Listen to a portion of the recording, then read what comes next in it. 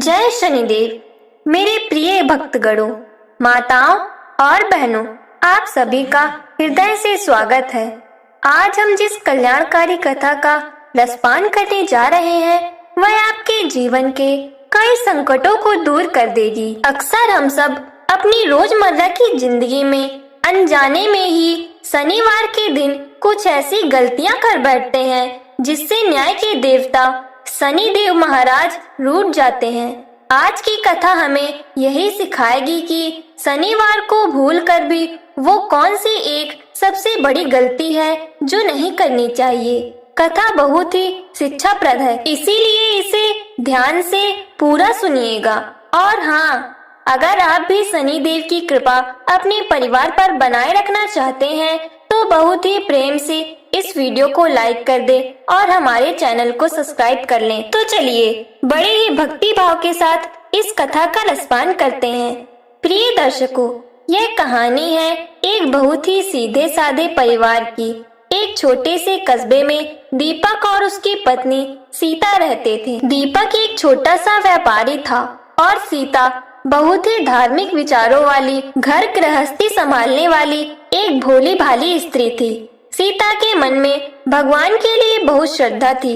वह हर शनिवार को शनिदेव के नाम का व्रत रखती और पीपल के पेड़ के नीचे सरसों के तेल का दीपक जलाती थी। दीपक स्वभाव से बुरा नहीं था, लेकिन वह हमेशा पैसे कमाने की उधेड़-बुन में लगा रहता था।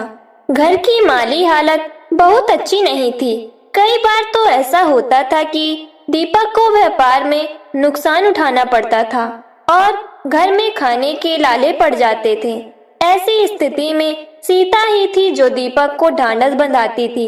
वह कहती थी, आप चिंता मत करो जी, भगवान सब ठीक कर देंगे, बस आप कोई गलत काम मत करना और भगवान पर भरोसा रखना।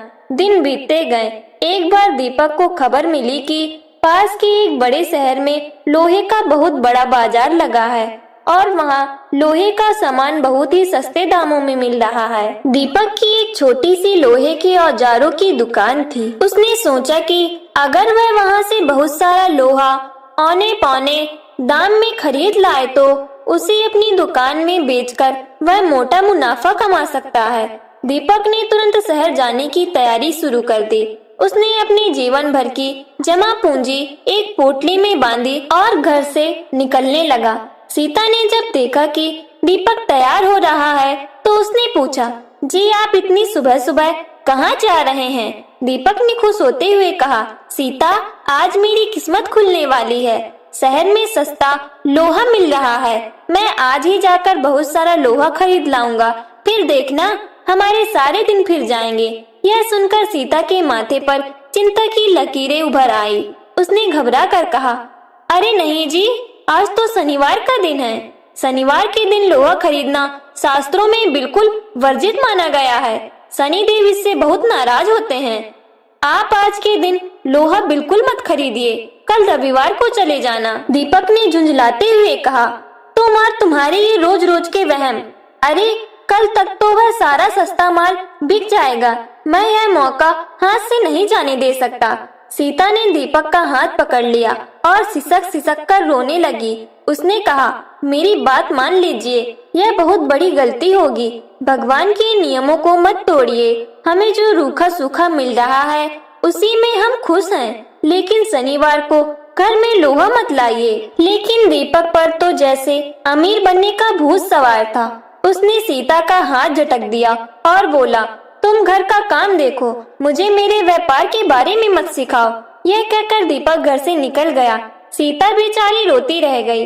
वह तुरंत घर के मंदिर में गई और शनिदेव की मूर्ति के सामने हाथ जोड़कर बैठ गई। वह मन ही मन प्रार्थना करने लगी कि हे प्रभु, मेरे पति की इस नादानी को माफ कर देना। उधर दीपक शहर पहुंच गया। वहां उसने सच में देखा कि लोहा बहुत सस्ता मिल रहा है। उसने बिना कुछ सोचे समझे अपनी सारी जमा पूंजी लगा दी और एक बैलगाड़ी भरकर लोहे का भारी सामान खरीद लिया। दीपक बहुत खुश था। उसे लग रहा था कि आज उसने दुनिया जीत ली है। शाम होने लगी थी, सूरज ढल रहा था। दीपक अपनी लोहे से भरी बैलगाड़ी लेकर अपने कस्बे की तरफ लौट रहा था। रास्ते में एक सुनसान सड़क थी तभी दीपक ने देखा कि सड़क के किनारे एक बहुत ही बूढ़ा और कमजोर सा आदमी बैठा है। उसके कपड़े फटे हुए थे और वह दर्द से करा रहा था। जैसे ही दीपक की बैलगाड़ी उस बूढ़े आदमी के पास से गुजरी, उस बूढ़े आदमी ने हाथ जोड़कर कहा, बेटा, मैं बहुत भूखा हूँ, कल से कुछ नहीं खाया है, क्या मुझे कुछ खाने को दे दोगे या मुझे अपनी इस गाड़ी पर बैठाकर आगे तक छोड़ दोगे? मेरे पैरों में बिल्कुल जान नहीं है। दीपक, जो अपने मुनाफे के नशे में चूर था, उसने उस बूढ़े आदमी को बहुत ही बुरी तरह से धुतकार दिया। दीपक ने चिल्लाकर कहा, हटो यहाँ से, मैं तुम्हें अपनी गाड़ी पर नहीं बैठा सकता, इसमें मेरा कीमती लोहा भरा हुआ है। अगर तुम्हारे बोझ से मेरी गाड़ी टूट गई तो मेरा कितना नुकसान होगा, और मेरे पास तुम्हें देने के लिए कोई खाना वाना नहीं है। चलो रास्ता छोड़ो। बूढ़े आदमी ने एक गहरी सांस ली और कुछ नहीं कहा। वह बस चुपचाप किनारे हो गया। लेकिन दीपक को यह नहीं पता था कि वह बूढ़ा आदमी कोई और नहीं बल्कि स्वयं शनिदेव थे, जो उस रास्ते पर दीपक की परीक्षा लेने आए थे। दीपक ने शनिवार के दिन न सिर्फ लोहा खरीदने की गलती की थी, बल्कि अपने अहंकार में अंधे होकर एक लाचार और असहाय व्यक्ति का अपमान भी कर दिया था। दीपक ने अपनी बैलगाड़ी आगे बढ़ाई। अभी वह कुछ ही दूर गया होगा कि अचानक मौसम पूरी तरह से बदल गया। आसमान में काले काले बादल छा गए और तेज आंधी चलने लगी। हवा इतनी तेज थी कि दीपक को अपनी आंखें खोलना मुश्किल हो रहा था। तभी अचानक एक जोर की आवाज हुई, कड़क। बैलगाड़ी का एक पहिया अचानक से टूट गया। बैलगाड़ी का संतुलन बिगड़ गया और वह पूरी की पूरी गाड़ी पलट गई। सारा का सारा भारी लोहा जो दीपक ने खरीदा था, वह छिटक कर दीपक के ऊपर ही गिर पड़ा। दीपक के पैरों पर लोहे का एक बहुत भारी गर्दर गिर गया था। दीपक दर्द से चीख पड़ा, बचाओ, मुझे कोई बचाओ। वह जोर जोर से रोने लगा, लेकिन उस सुनसान रास्ते पर उसकी आवाज सुनने वाला कोई नहीं था। रात का अंधेरा छाने लगा था और दीपक खून से लथपथ सड़क पर पड़ा तड़प रहा था। उसे रह रह कर सीता की बात याद आ रही थी। उसे याद आ रहा था कि कैसे सीता ने सिसक सिसक कर उसे रोका था और कहा था कि शनिवार के दिन लोहा खरीदना सबसे बड़ी गलती है। काफी देर बाद गांव के ही कुछ लोग जो उधर से गुजर रहे थे, उन्होंने दीपक को इस हालत में देखा। वे लोग जल्दी से दौड़ कर आए। उन्होंने बहुत मुश्किल से लोहे को हटाया और दीपक को उठाकर उसके घर ले आए। जब घर का दरवाजा खुला और सीता ने अपने पति को खून से लथपथ और इस बुरी हालत में देखा, तो उसके पैरों तले जमीन खिसक गई। सीता के मुंह से एक दिल दहला देने वाली चीख निकल गई, हे मेरे शनिदेव, ये क्या हो गया? वह दौड़कर दीपक के पास गई। दीपक दर्द से तड़प रहा था और उसकी आंखों से लगातार आंसू बह रहे थे। गांव वालों ने बड़ी सावधानी से दीपक को खटिया पर लिटाया। सीता सिसक सिसक कर रोने लगी। उसने कांपते हाथों से दीपक के घावों को कपड़े से दबाया ताकि खून रुक सके। तुरंत गांव के वैद्य जी को बुलाया गया। वैद्य जी ने जब दीपक के पैरों को देखा तो उनके चेहरे पर भी चिंता की लकीरें खिंच गईं। उन्होंने दीपक के घावों पर जड़ी बूटियों का लेप लगाया और पट्टियां बांधी। वैद्य जी ने सीता को किनारे ले जाकर धीरे से कहा, बेटी, चोट बहुत गहरी है। लोहे के भारी वजन ने पैरों की हड्डियों को बुरी तरह से कुचल दिया है। जान तो बच गई है, लेकिन यह अपने पैरों पर दोबारा कब खड़ा हो पाएगा, यह कहना बहुत मुश्किल है। हो सकता है इसे ठीक होने में महीनों या साल भर लग जाएं। यह सुनकर सीता को लगा जैसे आसमान टूट पड़ा हो, लेकिन वह एक बहुत ही मजबूत और धर्म कर्म पर विश्वास रखने वाली स्त्री थी। उसने अपने आंसुओं को पोंछा और वैद्य जी को विदा किया। प्रिय भक्तगणों, माताओं और बहनों, देखा आपने, जब मनुष्य अहंकार में अंधा हो जाता है और भगवान के बनाए नियमों को अनदेखा करता है, तो उसका परिणाम कितना भयंकर हो सकता है। शनिदेव न्याय के देवता हैं। वे किसी का बुरा नहीं चाहते, लेकिन जब कोई जानबूझकर गलती करता है, कमजोरों का अपमान करता है, तो वे उसे उसके कर्मों का फल जरूर देते हैं। इसीलिए शास्त्रों में कहा गया है कि शनिवार के दिन लोहा, सरसों का तेल, काला कपड़ा और जूते चप्पल भूल कर भी नहीं खरीदने चाहिए। मेरी आप सभी से विनती है कि अगर आपको यह कथा अच्छी लग रही है और आप चाहते हैं कि शनिदेव की कृपा आप पर भी बनी रहे, तो बड़े ही प्रेम और श्रद्धा के साथ इस वीडियो को लाइक कर दीजिए और हमारे चैनल को सब्सक्राइब कर लीजिए। इससे हमें और भी कल्याणकारी कथाएं आप तक पहुंचाने का उत्साह मिलता है। अब कथा में आगे बढ़ते हैं। रात बहुत गहरी हो चुकी थी। दीपक दर्द से करा रहा था। सीता उसके सिरहाने बैठकर उसके माथे पर ठंडे पानी की पट्टियां रख रहे थे। तभी दीपक ने रोते हुए सीता का हाथ पकड़ लिया। मुझे माफ कर दो सीता। दीपक फूट फूट कर रोने लगा। तुम बिल्कुल सही कह रही थी। मैंने तुम्हारे रोने की परवाह नहीं की। मैंने शनिवार के दिन लोहा खरीदने की वो सबसे बड़ी गलती कर दी जिसके लिए तुम मुझे रोक रही थी। मेरे लालच ने आज मुझे इस हाल में पहुंचा दिया है। सीता ने दीपक के सिर पर हाथ फेरते हुए उसे ढांढस बंधाया। उसने कहा, जी आप इन बातों को सोचकर अपना दिल छोटा मत कीजिए। जो होना था वो हो गया। आप बस हिम्मत रखिए। मेरे शनिदेव सब ठीक कर देंगे। दीपक की आंखों में पछतावे के आंसू थे। उसने सीता को बताया, सीता मैंने सिर्फ लोहा खरीदने की गलती ही नहीं की। लौटते समय रास्ते में मुझे एक बहुत ही बूढ़ा और लाचार आदमी मिला। वह भूख से तड़प रहा था और चलने में असमर्थ था। उसने मुझसे मदद मांगी, मेरी गाड़ी पर बैठने की विनती की, लेकिन मुनाफे के लालच और अहंकार में मैंने उसे बहुत बुरी तरह से दुत्कार दिया। मैंने उसका अपमान किया। जैसे ही मैं उसे छोड़कर आगे बढ़ा, आंधी आ गई और यह दुर्घटना हो गई। यह सुनकर सीता के रोंगटे खड़े हो गए। वह समझ गई कि वह कोई साधारण बूढ़ा व्यक्ति नहीं था। सीता ने हाथ जोड़कर आसमान की तरफ देखा और कहा, हे मेरे नाथ, हे मेरे शनिदेव, आप स्वयं मेरे पति की परीक्षा लेने आए थे और यह मूर्ख आपको पहचान न सका। इन्होंने आपका अपमान किया, इसीलिए आज हमारे घर पर यह भारी संकट आन पड़ा है। दीपक अब पूरी तरह से टूट चुका था। वह बिस्तर से उठ नहीं सकता था। घर में जो भी थोड़ा बहुत जमा पूंजी थी वह दीपक ने उस लोहे में लगा दी थी और जो लोहा वह लाया था वह दुर्घटना के बाद वहीं सड़क किनारे लावारिस पड़ा रह गया। जब तक गांव वाले अगले दिन उसे उठाने गए तब तक उसमें से आधा माल कोई चुरा ले गया था और जो बचा था वह बारिश में भीगकर खराब होने लगा था। दीपक का व्यापार पूरी तरह से ठप हो गया। घर में दाने दाने के लाले पड़ने लगे। लेकिन मेरे प्यारे दर्शकों, सीता ने हार नहीं मानी। जब पति बिस्तर पर हो तो एक पत्नी ही घर की ढाल बनती है। सीता ने आस पड़ोस के घरों में सूत काटने और अनाज पीसने का काम शुरू कर दिया। वह दिन भर मेहनत करती ताकि दीपक के लिए दवा और 2 वक्त की रोटी का जुगाड़ कर सके। इतनी मेहनत और दुख के बाद भी सीता के मुख से कभी कोई शिकायत नहीं निकली। दिन बीतते गए और फिर से शनिवार का दिन आ गया। सीता सुबह जल्दी उठी। उसने स्नान किया और उपवास का संकल्प लिया।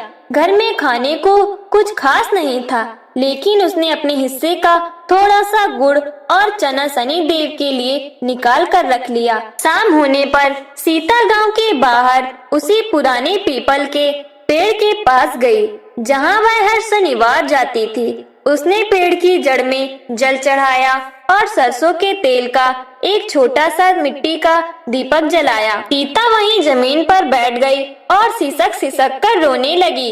हे न्यायाधीश शनिदेव, सीता ने दोनों हाथ जोड़कर प्रार्थना की, मेरे पति से बहुत बड़ा अपराध हुआ है। उन्होंने लालच में आकर आपके दिन का अपमान किया और एक असहाय का तिरस्कार किया। लेकिन प्रभु, वे नादान हैं। उन्हें अपने किए पर बहुत पछतावा है। वे दिन रात दर्द से तड़पते हैं। मैं जानती हूँ कि आप कर्मों का फल देते हैं, लेकिन आप तो दयालु भी हैं। अपनी इस गरीब बेटी पर तरस खाइए। मेरे पति को क्षमा कर दीजिए। मैं उनके हिस्से का हर दंड सहने को तैयार हूँ।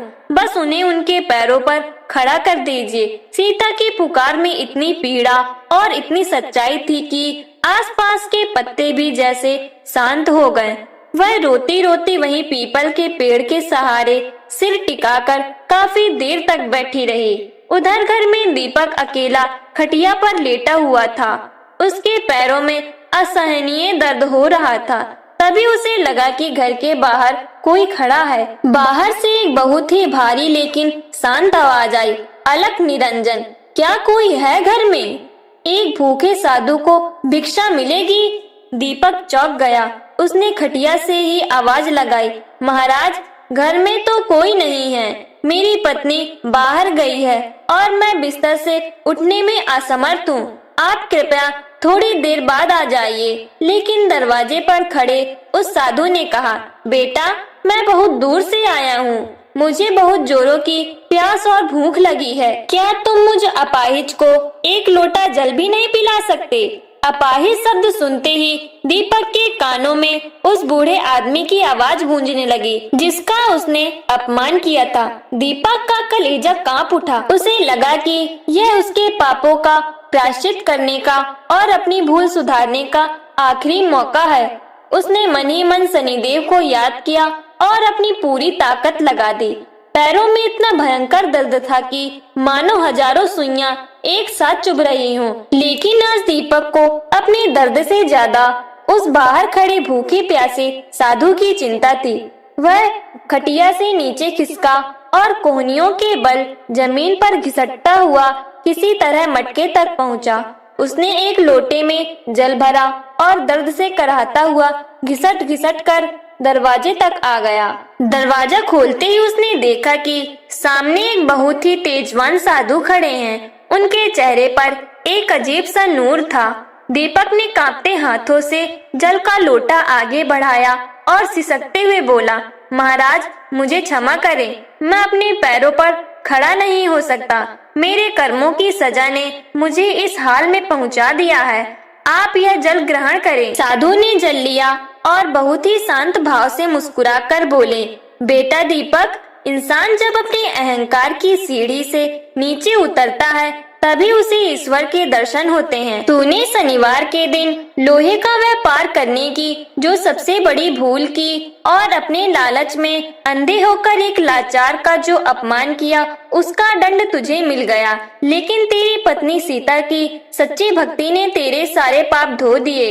साधु के मुंह से अपना और सीता का नाम सुनकर दीपक हैरान रह गया। उसने आंखें उठाकर साधु के चेहरे की तरफ देखा। अचानक उस साधु के चेहरे पर एक दिव्य चमक आ गई और उनका रूप बदलने लगा। वहाँ कोई और नहीं बल्कि साक्षात न्याय के देवता शनिदेव खड़े थे। उनका श्याम वर्ण और तेज देखकर दीपक की आंखें चूंधिया गईं। दीपक फूट फूट कर रोने लगा। वह घसीटकर शनिदेव के चरणों में गिर पड़ा। हे प्रभु, हे दयानिधान, मुझे क्षमा कर दीजिए। मैं मूर्ख था जो आपके बनाए नियमों को भूल गया। मैं पैसे के लालच में बिल्कुल अंधा हो गया था। मुझे मेरे अपराध की बहुत बड़ी सजा मिल गई है प्रभु, मुझ पर दया कीजिए प्रभु। शनिदेव की आंखों में करुणा थी। उन्होंने दीपक के सिर पर अपना हाथ रखा और अत्यंत मधुर स्वर में कहा, उठो दीपक, जो मनुष्य अपने किए पर सच्चा पश्चाताप कर लेता है उसके सारे कष्ट मैं दूर कर देता हूँ। तुम्हारी पत्नी सीता ने सच्चे मन से मेरी आराधना की है। उसकी पवित्रता भक्ति से मैं बहुत प्रसन्न हूँ। आज से तुम्हारे सारे दुख दर्द समाप्त हुए। शनिदेव ने जैसे ही अपना हाथ दीपक के पैरों पर फेरा, एक बहुत बड़ा चमत्कार हुआ। दीपक के पैरों का सारा भयंकर दर्द पल भर में गायब हो गया। उसकी टूटी हुई हड्डियां अपने आप जुड़ गईं। दीपक ने धीरे से अपने पैर हिलाए और वह बिना किसी सहारे के अपने पैरों पर खड़ा हो गया। उसे विश्वास नहीं हो रहा था कि वह पूरी तरह से ठीक हो चुका है। उसी समय सीता भी हाथ में खाली दीपक लिए पीपल के पेड़ के पास से पूजा करके लौट आई। जैसे ही उसने अपने घर के दरवाजे पर साक्षात शनिदेव को खड़ा देखा और अपने पति को बिल्कुल स्वस्थ अपने पैरों पर खड़ा देखा तो उसके हाथों से मिट्टी का दिया छूट गया। सीता की आंखों से खुशी के आंसू बहने लगे। वह दौड़कर आई और दीपक के साथ शनिदेव के चरणों में गिर गई। शनिदेव ने दोनों पति पत्नी को आशीर्वाद दिया और कहा, सदा धर्म के मार्ग पर चलना। कभी किसी गरीब और असहाय का अपमान मत करना और शनिवार के दिन भूल कर भी लोहा मत खरीदना, तुम्हारा कल्याण होगा। इतना कहकर शनिदेव वहाँ से अंतर्ध्यान हो गए। दीपक और सीता ने एक दूसरे को देखा और खुशी से एक दूसरे को गले लगाकर रो पड़े। दीपक का अहंकार अब पूरी तरह से टूट चुका था। अगले दिन से दीपक ने फिर से अपना काम शुरू किया, लेकिन अब वह कभी किसी के साथ बेईमानी नहीं करता था। वह हर शनिवार के दिन अपना व्यापार बंद रखता और अपनी पत्नी के साथ शनिदेव के मंदिर जाकर उनकी सेवा करता। धीरे धीरे उनके घर में फिर से बरकत होने लगी और उनका जीवन सुख शांति से भर गया। मेरे प्रिय भक्तगणों, माताओं और बहनों, यह थी हमारी आज की कल्याणकारी कथा। आप भी शीतल साधना पर इस कथा का श्रवण कर रहे थे। इस कथा से हमें यह शिक्षा मिलती है कि हमें कभी भी अपने धन या व्यापार का घमंड नहीं करना चाहिए। रास्ते में मिलने वाले हर मजबूर और असहाय व्यक्ति में भगवान का वास होता है, इसलिए कभी किसी का तिरस्कार नहीं करना चाहिए। और सबसे बड़ी बात, शनिवार के दिन लोहा खरीदना, लोहे का भारी सामान घर लाना हमारे शास्त्रों में वर्जित है। यह गलती हमें कभी नहीं करनी चाहिए। मैं आशा करती हूँ कि आपको आज की यह कथा बहुत पसंद आई होगी। अगर आप चाहते हैं कि शनिदेव आपके और आपके परिवार के सारे कष्ट दूर करें, तो बड़े ही प्रेम से इस वीडियो को लाइक कर दें और अपने इस चैनल शीतल साधना को सब्सक्राइब कर लें और कमेंट में पूरे भक्ति भाव से जय शनिदेव लिखना बिल्कुल ना भूलें। भगवान शनिदेव आपका और आपके पूरे परिवार का कल्याण करें। तो बड़े भक्ति भाव के साथ बोलिए, जय शनिदेव।